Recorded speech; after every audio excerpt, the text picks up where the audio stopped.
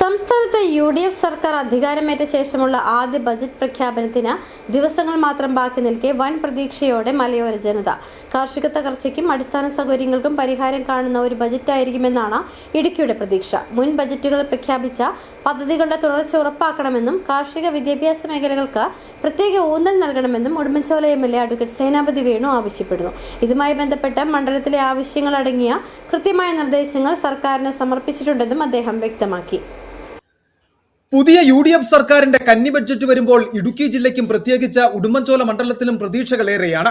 കഴിഞ്ഞ ബഡ്ജറ്റുകളിൽ മണ്ഡലത്തിനായി പ്രഖ്യാപിച്ച പല പദ്ധതികളും തുക അനുവദിച്ചിട്ടും പൂർണ്ണമായി വിനിയോഗിക്കുവാൻ സാധിച്ചിട്ടില്ല. അതിനാൽ ഈ പദ്ധതികളുടെ തടസ്സമില്ലാത്ത തുടർച്ചയാണ് വികസന രംഗത്ത് ആദ്യം ഉണ്ടാകേണ്ടത്.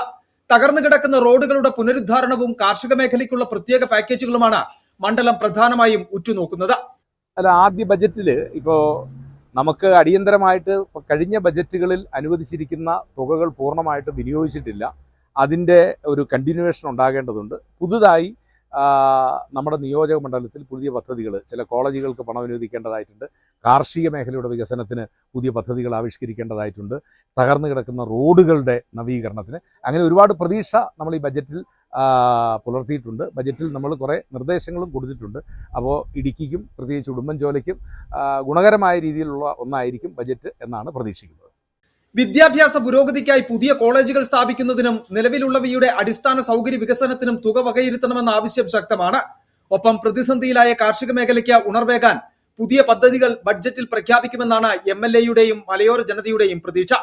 ആവശ്യങ്ങൾ കൃത്യമായി സർക്കാരിന്റെ ശ്രദ്ധയിൽപ്പെടുത്തുവാൻ കഴിഞ്ഞു. ഇനി ഉറ്റുനോക്കുന്നത് ധനമന്ത്രിയുടെ ബജറ്റ് പ്രഖ്യാപനത്തിലേക്കാണ്. സിറ്റി വിഷൻ, രാജകുമാരി.